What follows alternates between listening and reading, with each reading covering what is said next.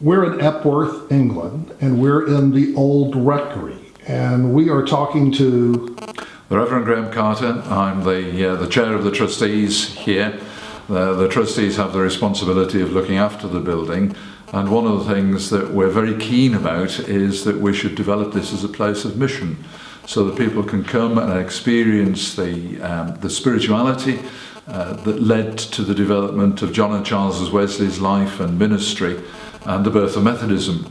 And in experiencing that spirituality, we hope that people will be able to relate that to their contemporary lives, and that it is not then a dead museum, but actually something that is living and relates to today, because human spirituality is the same in every generation. So this is the home that the Wesley family actually lived in for about 40 years, where John and Charles would have grown up along with their brother and 7 sisters? Yes, Samuel and Susanna Wesley moved here in 1695, and they lived here until Samuel died in 1735. And it was here that John and Charles were born. It was here that John and Charles had their earliest life, and so it was here that the seeds were sown that enabled them to grow in their spiritual life and become what we now refer to as the founders of Methodism. So it's quite fair to call Susanna the mother of Methodism, because a lot of what she did here, and we're sitting in the very kitchen where she did most of the spiritual teaching and work with the family, the work that she did here actually bore fruit in the ministry of John and Charles Wesley. What were they like? What were Samuel Wesley and Susanna Wesley like as parents, as people? It's a fascinating story, actually, because both Susanna and Samuel came from dissenting families. In 1662 there was a rule that in the churches in England everybody had to abide by the prayer book, and if you didn't, you weren't allowed to take part in church life. And Samuel and Susanna both came from dissenting families who dissented from that law. But for various reasons, both of them returned to the Church of England and were committed as Church of England by the time they married. Samuel was also very much a royalist, which made life for him difficult here in Epworth, because what had happened was that the king had, through his engineers, drained the land around, which was very marshy land, and then produced quite fruitful land. But in doing that, he confiscated most of the land. So the landowners, the farmers, local farmers, were not at all happy with the king. Samuel came as a royalist, and so he was not at all popular. Susanna was a very spiritual woman, and some of the prayers that she wrote and are still extant are very deep and spiritual. And the two of them were very committed to their family. Susanna had 19 children altogether. Sadly, only 10 of them survived, and it was calculated that from the age of between 20 and 40, she was either pregnant or a nursing mother. So the amount of work that she did is absolutely incredible, given that scenario, that background. Samuel was quite intellectual guy. He was very keen that the boys in his family should be well educated. They were sent away to school. In fact, the eldest boy, who was the firstborn, Samuel, he would be away at school when John and Charles were born, because they were born quite a bit later. And he was keen that John and Charles should be educated. They went to Charterhouse School in London and then on to Oxford University. And he was the kind of man that was a very strict rector. And it was not only his royalism that made him not popular. He wanted his parishioners to behave to a quite high moral standard. And we understand that there were times when, as recompense for not behaving according to his moral standard, they were given some rather public punishments, and that didn't increase his popularity at all. One of the things, there are a number of stories associated with this location. One of the probably biggest stories that we hear about is the fire. Indeed. I mean, that was a key point in the Wesley's family life here. There were actually two fires. We know that the first fire was set by some of the parishioners and indicating their dislike of Samuel, and they had at various times also injured some of his cattle and set fire to some of his crops, because there was quite a bit of glebe land which helped to increase the income for the family. And on the first occasion, certainly it was some of the local people who set the fire. Fortunately, that was dealt with without too much damage. But in 1709, there was a major fire. Nobody's quite sure whether that was arson or whether it did happen accidentally, because in the buildings at that time, the upper floor was used for the storage of grain and other crops. So it's quite possible that there was a fire set there which very quickly got going, because the roof was thatched, there was a lot of combustible material, the basic structure of the building was wood, so there was nothing much to stop the fire spreading. And it was in the middle of the night. The family thought they'd got everybody out, and then there was a cry from one of the upstairs windows, and young John, Jackie as he was known, who was 4 years old at the time, was at his bedroom window. And the nice part of the story is that the villagers, who among them may have been people who set the fire, actually formed a human ladder to rescue the boy, and they got him out just before the roof collapsed. And had they not done that, then that would sadly have been the end of the life for John Wesley. And so Susanna in particular saw that rescue as something very significant. She referred to John as a brand plucked from the burning, using a biblical quotation. And John himself picked that up as well and felt that there was then something very special for his life. But that wasn't the only consequence.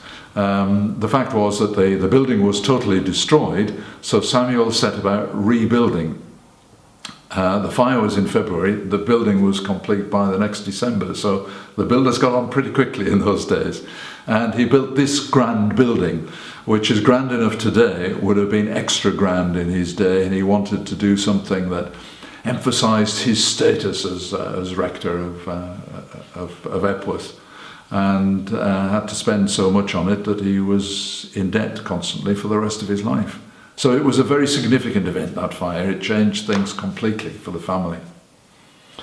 This idea that his mother had, and from the time he was 4 years old, that he was ordained for some special purpose. Yes. That seems to have had a big impact. Both on his mother and the family, and the way that they raised him and prepared him for his future. It did indeed. I mean, in one sense, there was little difference between the way they raised John and the rest of the family, but obviously John was very special from that time on, because he'd been rescued. And as I say, Samuel was keen that John and Charles and their elder brother Samuel should be very well educated. As well as ploughing money into the building, he had to plough money into their education.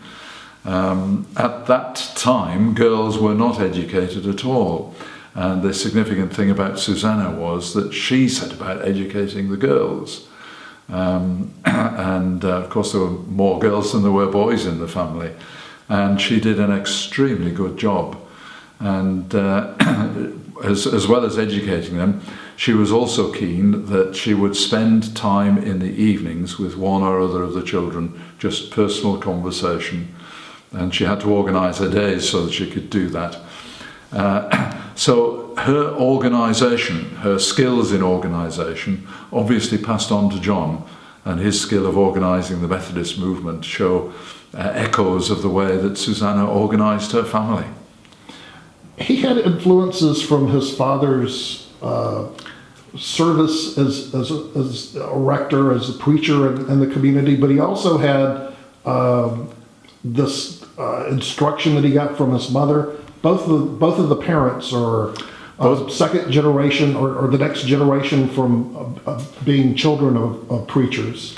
Yes, indeed. I mean, both Samuel and Susanna's family contained people who were preachers, so that it was in the family's genes, as it were.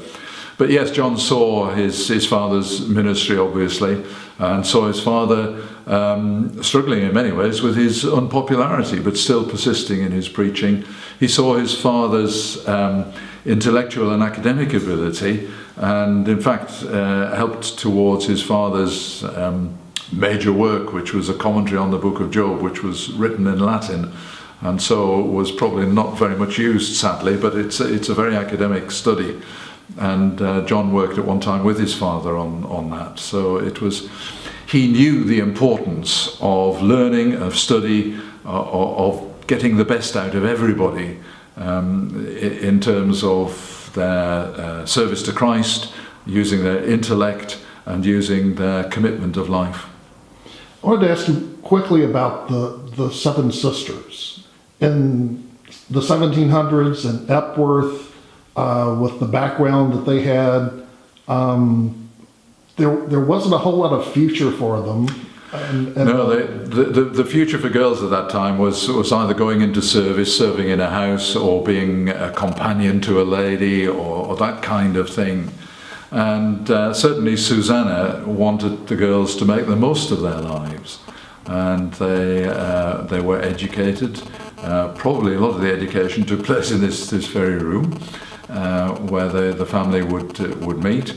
And certainly the education was to quite a high standard, because one of the girls, Hetty, it is reported that by the time she was 9 years old, she could read New Testament Greek and read it quite fluently. They weren't all of that standard, but it's an indication of the quality and the commitment of the education. And some of the girls had rather unhappy experiences, marriages that didn't work out well. Partly, I think, because they had far more to give than their husbands realised, and the world was not ready for Susanna and her education.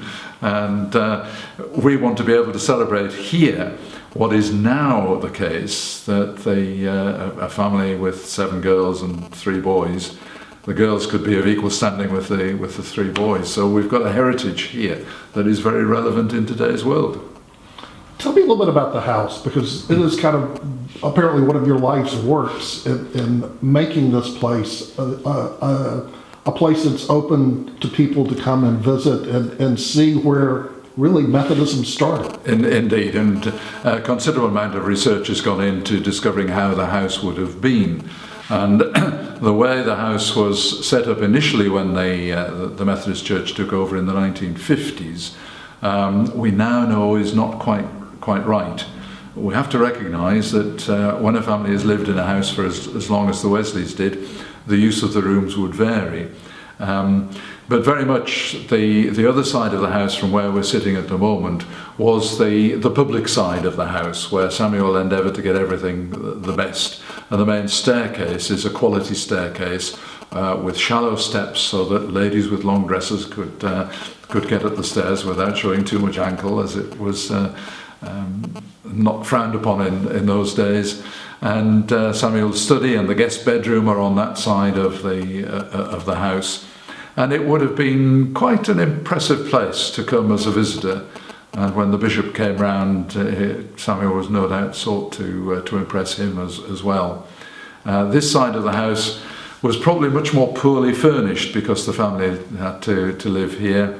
This is the kitchen where, as in Britain, many of the kitchens until fairly recently were doubled as living rooms. And the family lived here. The fireplace behind us. Through the back is the scullery, where there would have been the laundry and the boiler. And it would have been quite a vibrant place with that size of family.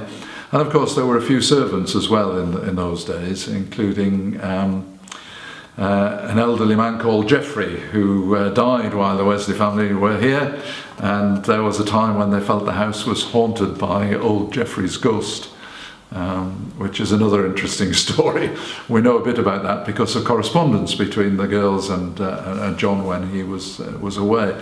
And incidentally, it's partly from that correspondence that we know the sighting of some of the rooms, where the girls refer to being in one room and the knocking coming through from another room to the right or the left or whatever. And with a little bit of detective work, we've sussed out the way things more or less were.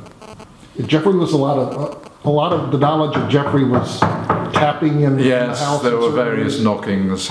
I mean, people can imagine what they're like. If you if you want to believe in ghosts, that's fine. And certainly the local people did, because when we did a consultation earlier, a couple of years ago, over what we were planning to do with the rectory, one of the local town councillors came and he said that when they were at school and had to pass the rectory, they always ran past the rectory because they thought old Jeffrey might be looking at them. So it's obviously a story in the village as well.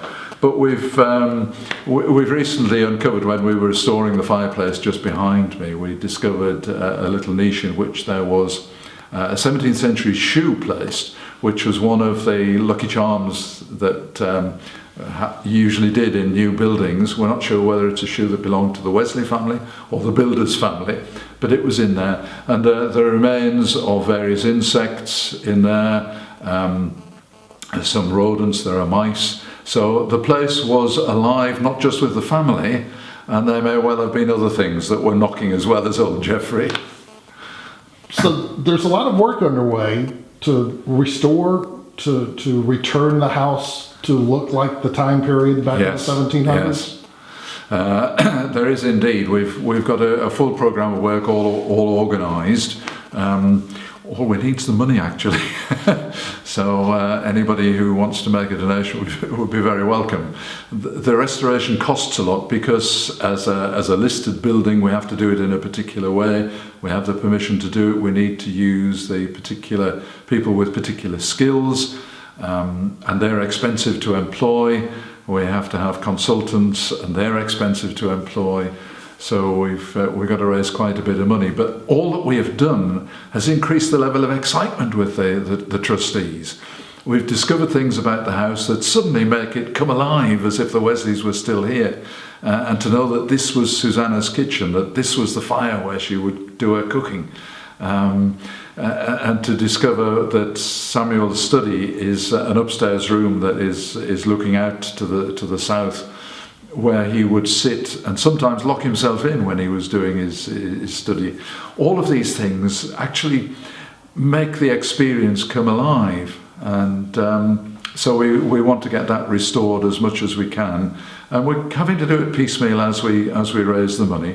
But we've currently got a grant that will enable us to have some furniture made that is furniture of the time, because sadly, because of Samuel's debt when he died, all the household goods had to be sold to pay off the debt, so there was nothing remaining in the house of the original furniture.